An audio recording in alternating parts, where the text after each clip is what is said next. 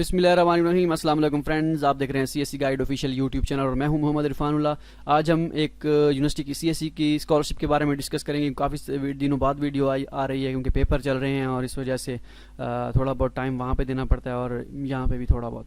तो सीएससी की स्कॉलरशिप पे बात करेंगे और उसकी चांसलर स्कॉलरशिप है उस पर बात करेंगे। तो आपने गूगल में टाइप करना है, गूगल में आके सीएससी गाइड ऑफिशियल टाइप करना है और आपने ओपन कर लेनी है cscguideofficial.com। तो उसके बाद सीएससी स्कॉलरशिप एडमिशन्स यहाँ पे आप क्लिक कर देंगे तो आपको सारी यूनिवर्सिटीज़ की डिटेल मिल जाएगी जिनके एडमिशन अब तक स्टार्ट हो चुके हैं। नेक्स्ट वीडियो इंशाल्लाह मैं बनाऊंगा, उसमें अब तक जितनी यूनिवर्सिटीज़ के एडमिशन स्टार्ट हो चुके हैं उन सब के बारे में जो है मैं वीडियो बनाऊंगा। ठीक हो गया, एक ही वीडियो में सारी की जो है डिटेल दे दूंगा। ठीक हो गया। तो यहाँ पे आप देख सकते हैं सारी यूनिवर्सिटी जिनके अब तक के चाइनीज़ गवर्नमेंट स्कॉलरशिप के 2021-22 के एडमिशन जो है स्टार्ट हो चुके हैं वो आप देख सकते हैं। यहाँ पे नेक्स्ट पे ओपन करके यहाँ पे सारे पेजेस आप मुख्तलिफ देख भी सकते हैं। तो आज हम जिस यूनिवर्सिटी के जो है बारे में डिस्कस करने वाले हैं वो है USTB चाइनीज़ गवर्नमेंट स्कॉलरशिप।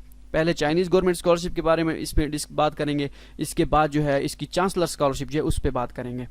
तो यहाँ पे आप देख सकते हैं सीएससी की जो डिटेल है इसमें सारी सेम चीज़ें वही हैं। USTB university of science and technology Beijing 32 number पे आई थिंक ये है चाइना में यूनिवर्सिटी। उसके बाद ये बैचलर मास्टर और PhD के लिए है। ठीक हो गया। 2500 RMB 3000 और मास्टर के लिए प्रोग्राम इनमें हैं, कोई स्पेसिफिक प्रोग्राम है जिनमें ये स्कॉलरशिप ऑफर करा रहे हैं। 3500 RMB PhD के लिए जस्ट ऑनलाइन अप्लाई है। 15 अप्रैल 2021 जो है इसकी लास्ट डेट है। ठीक हो गया। इंटरनेशनल स्टूडेंट सारे अप्लाई कर सकते हैं। एज लिमिट वही है, इसमें यहाँ पे एज लिमिट थोड़ी चेंजेज है। इसमें 35 साल अंडर ग्रेजुएट के लिए, मास्टर के लिए 40 साल और 45 साल PhD के लिए। आइट्स मैंडेटरी नहीं है मेरे दोस्त जहाँ पे पढ़ रहे हैं।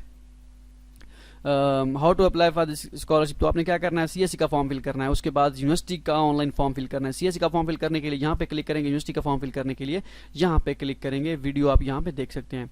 एजेंसी नंबर 10008 है। उसके बाद दोनों फॉर्म फिल करने के बाद क्या करना है, जैसे आपका फॉर्म सबमिट नहीं होगा जब तक आप 600 RMB एप्लीकेशन फ़ी पे नहीं करेंगे, ये यूनिवर्सिटी का ऑनलाइन जब फॉर्म फिल करें लगेंगे ये सबमिट नहीं होगा। सबमिट से मान लें कि अगर सबमिट छठा ऑप्शन है सबमिट फॉर्म करने का, पांचवा ऑप्शन जो है वो कहेंगे आपको फ़ी पे करें 600 RMB ऑनलाइन फ़ी पे होगी।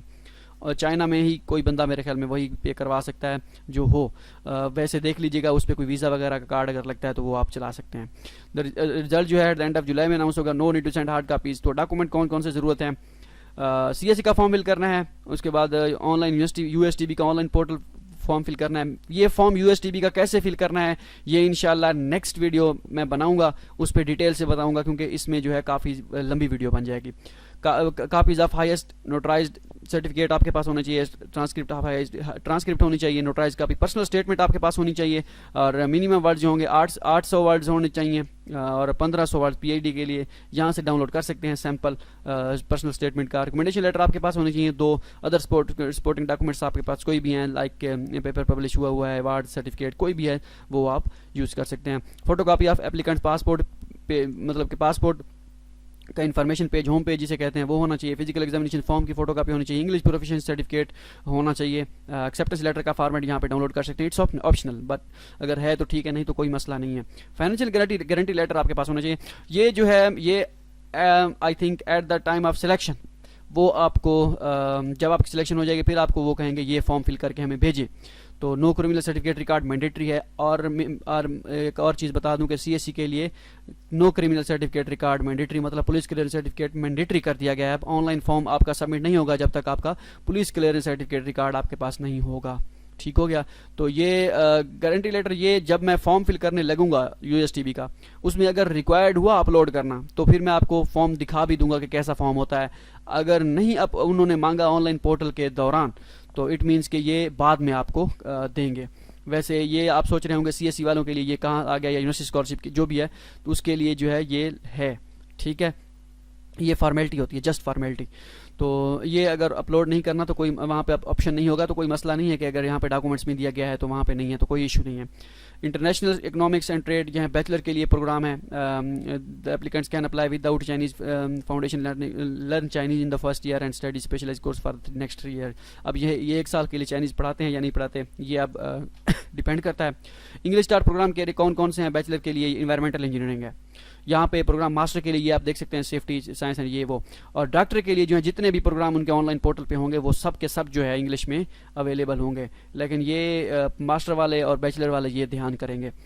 तो फीचर अनाउंसमेंट भी यहाँ पे आप देख सकते हैं। अब आते हैं इसकी और स्कॉलरशिप जो है, चांसलर स्कॉलरशिप, यूएसटीबी की चांसलर स्कॉलरशिप पे बात करते हैं कि चांसलर स्कॉलरशिप जो है इनकी वो क्या हिसाब किताब है उनका chancellor scholarship same to same ये सीएससी की ही तरह है।